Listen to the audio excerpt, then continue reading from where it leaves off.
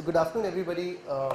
It's a real pleasure to be here as part of this conference, and thankful to the organizers to invite the Cloud Security Alliance to present on this very important aspect, which is regarding trust in the cloud. So it's always great to be speaking after tea break because you get an attentive audience. I've spoken at a lot of conferences where unfortunately I've got segments after lunch, and sometimes I could fall asleep. So let alone the audience. But before I start, let me just to lighten up the mood, give you a bit of a story. So there was this expedition which was going to the Himalayas, and they were caught in a blizzard, and most of the expedition members, they got separated, and there was this one guy who was struggling through the snow, and he fell off an edge, and as he was falling he managed to hold on to a rope, and he was like desperate, so he called out to God and said, please God, save me. And he got no answer. He called out a second time, please God, save me. Still no answer. Third time he persisted, and finally an answer came from up above. Yeah, what do you want? So he said, please save me, because if I leave this rope I'm going to die. So the voice from above said, you want to get saved? Let go of the rope. This guy was shocked. So how can I let go of the rope? If I leave this rope, I will plunge into the abyss. Said, no, you need to let go of the rope. And that guy said, no, I can't leave the rope. And he kept hanging onto the rope. In the morning, this climber was found hanging frozen to death 2 feet from the ground. So the question here is, about trust. And I think that the reason why I told you this brief story was that, do we have trust giving our data and putting it somewhere into somebody's hands, like the cloud provider, cloud service provider, and it's a very important aspect. Trust is the bedrock of all relationships, be it marriage, or be it relationships in the business world, or be it the cloud. Trust is the bedrock of why we exchange, why we have exchanges. So let me just go on to the next, to the bit of a storyline. What I'm going to cover, what is cloud security and privacy, what are the concerns? I'm sure some of the speakers before me have covered these aspects. What is the need for trust? Why do we need trust as far as the cloud environment goes? How do we build an ecosystem of trust? And how Cloud Security Alliance plays a major role in this, and how you can also contribute, use those resources, because these resources, which I'll repeat later, are basically available to everyone free of charge, because it's a common resource which people contribute to. So let us just jog your memory and let us go back. The good old days, and the question mark there is, was it really good? Because what were the good old days? Applications and data was secured within the organization's perimeter, mobility was restricted, firewalls were used to keep the bad guys out and good guys in. You have standardized devices which were used by all the employees. Employees had to conform to IT policies, but at the same time, if you really think about it, I remember, because I started my career way back maybe 17, 18 years ago, and we used to have, I used to at that point of time work in an organization called Arthur Andersen, which no longer is there, and there we used to have something called a RAS box, whereby if you wanted to access the data, you had to dial in. There was no other way of getting in. It was the entire network was not even connected to the internet. So you have to dial into this RAS box, and then you need to access your. It used to be so difficult, and most of the consultants would have to come to work to be able to access their files, and they used to come to work on a Saturday and Sunday, and the environment was very difficult. And look at it today. So do we say that, can we still say that it was a good world or the good days when we didn't have any access? sometimes, you know, the IT, when the IT folk feel probably that was a better time, but was it good for business? And probably the answer is no, because what the cloud has done, what the internet has done is it has made mobility so widely, implemented, so people can easily access, they can increase their productivity. Today's scenario, we have, you know, data which resides on the cloud. Data is everywhere, and you can see on the screen there, Google, Amazon Web Services, name it. I mean, for every service that you can think of, you probably have a cloud service provider today. Your IT users, they need to access data outside their own organizations, and this is the state has become it has reached this state because of outsourcing. And if you think about it, cloud is just another form of outsourcing. At the end of the day, your IT is getting outsourced to somebody else. IT users can use their own devices today when they come to the office.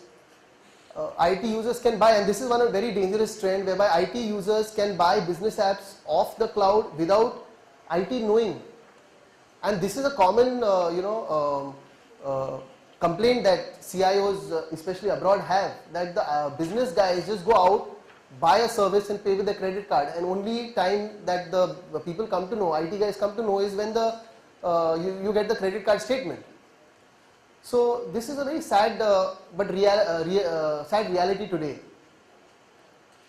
But at the end of the day, one thing is going to happen is that whether IT users buy their services through the IT or buy it directly, at the end of the day, once these services mature, finally the responsibility is going to be passed on to the IT if in case there is any problem, or even to manage it.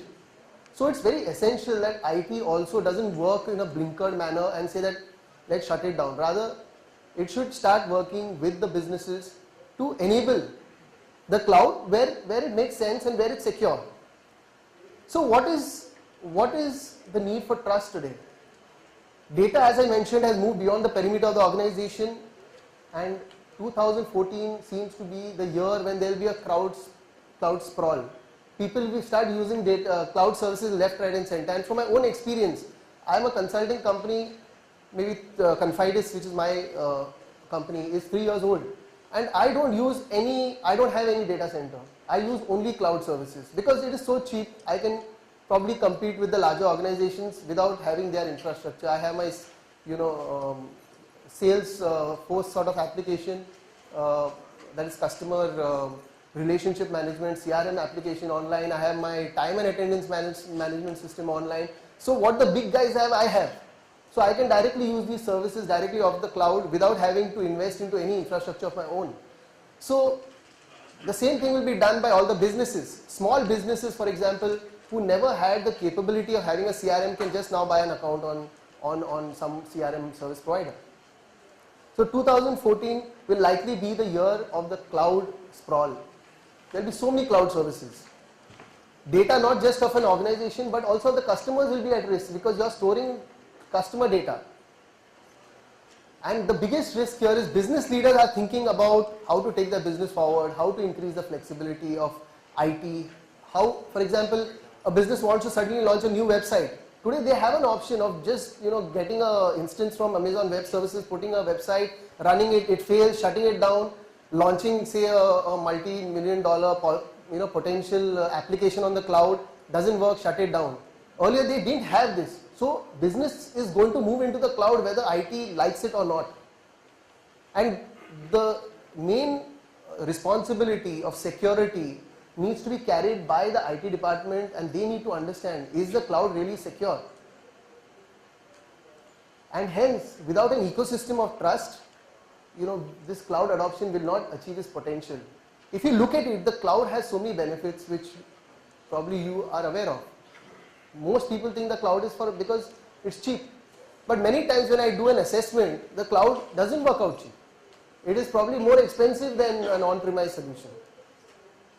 But when you look at it in terms of agility, when you look at it in terms of flexibility, that's where the cloud starts winning. Because you can directly get if the window of opportunity for a business is say tomorrow, probably I cannot order a server today and get it tomorrow, but I can definitely provision an instance from the cloud and get it tomorrow. So that's where the cloud really makes a difference. But without an ecosystem of trust, you cannot take that risk of going onto the cloud, putting your data there, putting your customers' data there, especially in this era of so much regulation. So trust is essential as control is ceded, and we have to understand this and get it right. Control is being ceded. The keys of the kingdom are being given away by putting your data onto the cloud.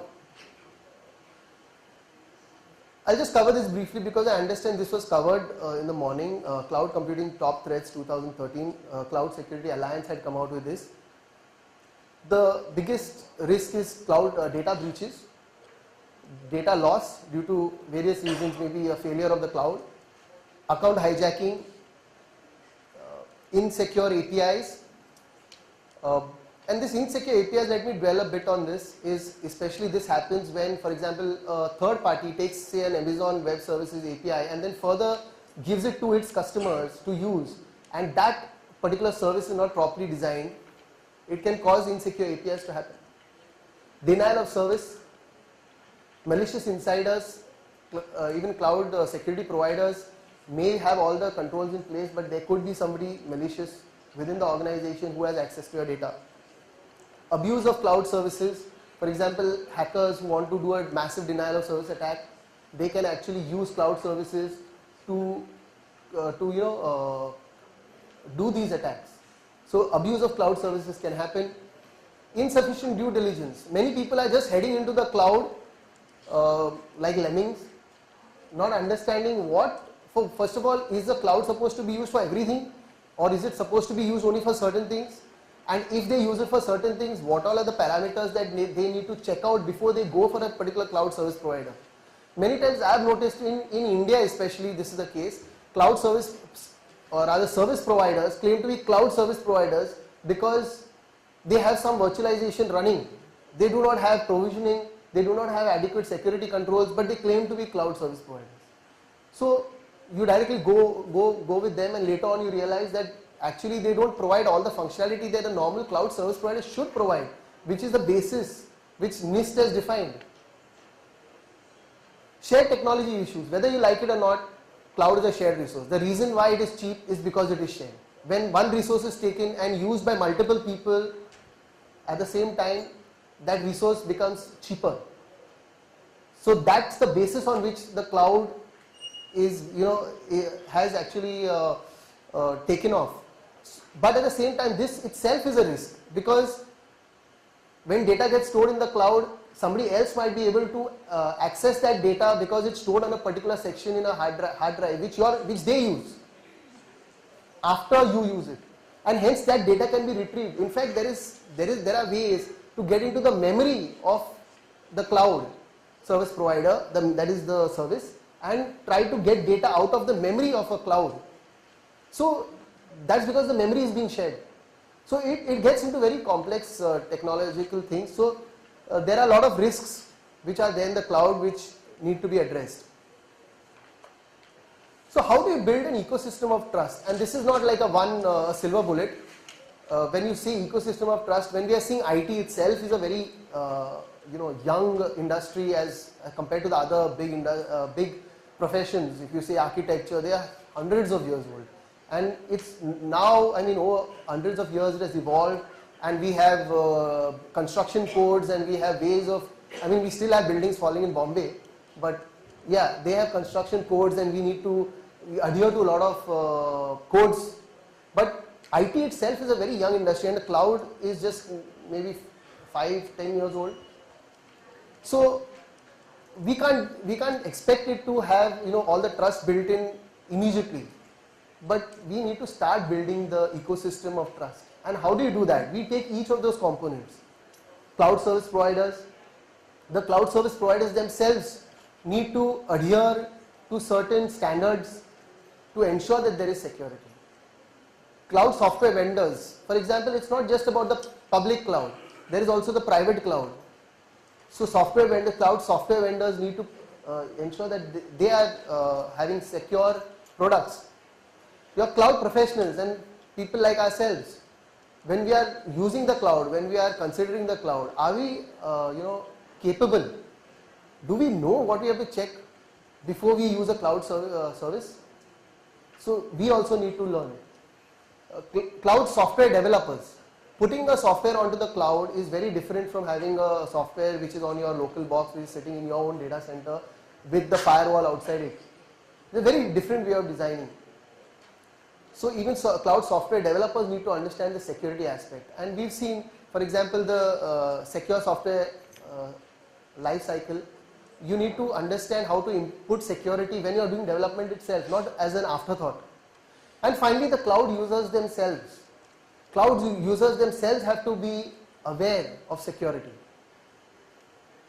So here I'd like to introduce the Cloud Security Alliance. I'm the chairman of the Cloud Security Alliance in India, and it's a non-profit global body, and all of you are welcome to join it. There are chapters in India now and all over the world. Over 45,000 individual members, over 100 plus corporate members. It builds best practices and a trusted cloud ecosystem. So that is its key. And I think the last one which I've highlighted in red, and I think is especially true, is it's vendor agnostic.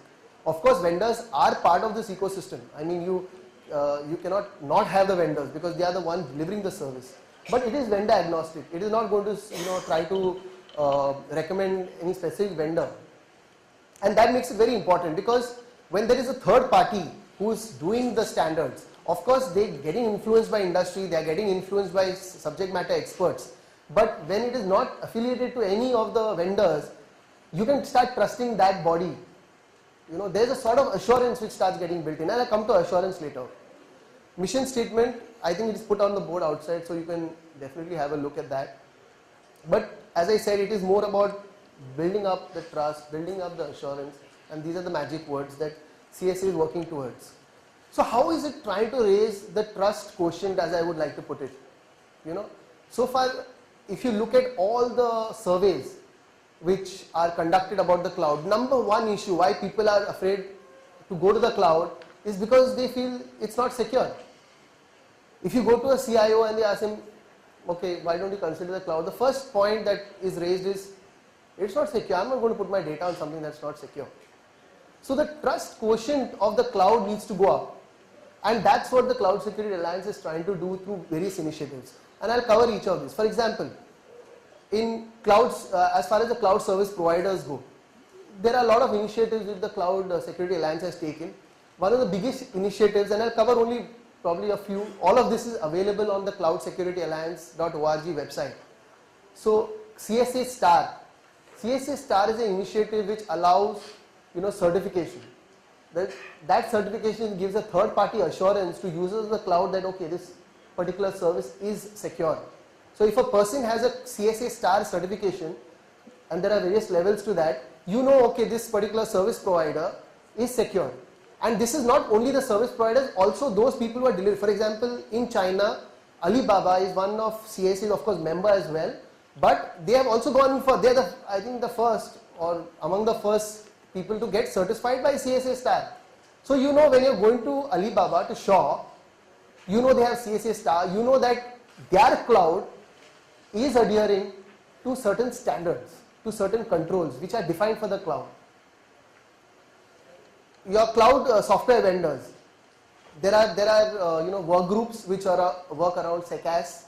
Your virtualization work group is available, which you can join. They have published papers which help vendors who are working in this space on how to design their particular solutions.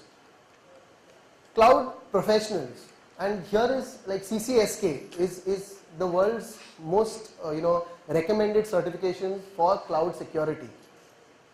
There is also the security CSA security guidance, and that's a free download, whereby it's a very good resource which deals with all the aspects of cloud security, and it's great layman reading.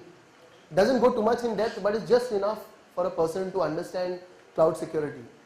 Your cloud software developers, there is something called STP or software development perimeter. And last of all is your cloud users, and there are so many initiatives around the cloud users. For example, let me just pick up one, is like the top threats. The earlier 9 threads which I had mentioned, that is done by volunteers of the Cloud Security Alliance, and they have done a lot of research and they've come up with the top threads. So that is something that you can just download off the Cloud Security Alliance website and refer to it. There are work groups on big data. CCM is another very good initiative, and I like to dwell on this a bit because a lot of you come from large organizations, and it's the cloud control matrix. Let me tell you, this is a very comprehensive, and I wonder why it's a comprehensive framework, and I wonder why it's given free, because it contains so much information. It's mapped against so many control matrices out there that you can use that one resource and you can understand, okay, if I'm going to go and have my own, for example, private cloud, or if I'm going to host my data on somebody's cloud, what are the controls that that person should have in place? It's all there in this CCM, and it's available. It's an Excel sheet, and it's available for free download. So how do you work with the Cloud Security Alliance? Of course, you can go to the cloudsecurityalliance.com or .org website, and you can download all this what I'm talking about. They're all free, available for download. And Jim Revis is the guy who started all of this, and I've had the opportunity to meet him multiple times. And one thing which I always felt when talking to him, and I'm a bit of a commercial sort of oriented person, but he's hardcore non-profit, and one thing that he's very clear about is that this has to be something that is available as a free resource to everybody to download, and I don't want to commercialize it. So Cloud Security Alliance, there's a wealth of information there which you can just download. Another big thing, and this is a strong sort of exhortation from my side, is please join the CSA on LinkedIn, on the various groups, because there are a lot of discussions which happen out there, and also be part of the work groups. See, earlier, if you look at it, Indians have never really been involved too much in developing standards or being part of any technical work groups, because we've never had the access. Today, for example, organizations like Cloud Security Alliance are there, and nobody prohibits anybody out of you who have the interest, who have the background, for example, say in virtualization, to join a virtualization working group, that is VWG, which I showed you earlier, and start contributing. Probably you don't know everything that the experts know, but by being part of that, you slowly start learning, and you start being an expert, and you start contributing India's concerns to the world, and that will find its way back in all those standards. And I find very few, despite all these opportunities, I think today we have no excuses why we can't be part of that. So you can actually contribute to the Indian perspectives to the research, and it's great for your career because you get a lot of opportunities. For example, to present on a global level, they hold webinars, and you can hone your skills. There are sponsorship opportunities available at local and global levels for those companies who are into the security field. And I have, for example, friends of mine who have security companies in India, and they are part of the Cloud Security Alliance in Mumbai, and as part of that, they get contacts throughout the world in the security space. So by sponsoring, for example, a local CSA chapter or an event, or even going maybe national, they get access to contacts, and that can help business. So it's a very big thing when you're trying to market your product probably at a global level. Then get your team CCSK certified, because the cloud is different. While the basics remain the same, the cloud has finer nuances which your team needs to learn, and that you can do a CCSK certification. And I think in India, HP offers CCSK certifications. They are their master trainers. And your organization, if it's star certified, if you're on the cloud, if you're a service provider in the cloud, star certification will give you an edge. If you're providing services of a cloud and you have your own cloud setup, then also star certification gives assurance to your customers that you are safe. You can use the cloud. So this is as far as my presentation goes. As I told you, going back to the earlier one, the person hanging off the cliff, hanging on to his dear life on a rope. Will you have the trust to go in the cloud? Cloud Security Alliance is trying to build the trust through so many initiatives, and you can be part of it. But more importantly, maybe being part of it may not be an immediate goal, but you can use all those resources. You can stay in touch. What is happening in security? By joining these Cloud Security Alliance chapters, there are wherever you are, for example, in Delhi, you can join NCR, or Bombay, you can join, or Bangalore. And we are some of the largest chapters in the world now. So India that way plays a big role. So that's it from my end, and if you have any questions, I'll be happy to take them.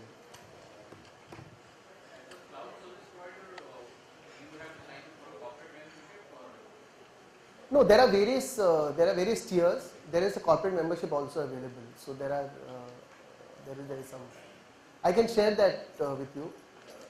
It's a global. There is a global corporate membership, so you can become a global member, or you can become a national member, and accordingly the sponsorship amount varies. See, CCSK, I think they have distributed brochures today in today's session, but okay. So I think together, I don't know whether they're given in dollars, but on a dollar level, I think it works out to something like $700 to $800 for the certification and training.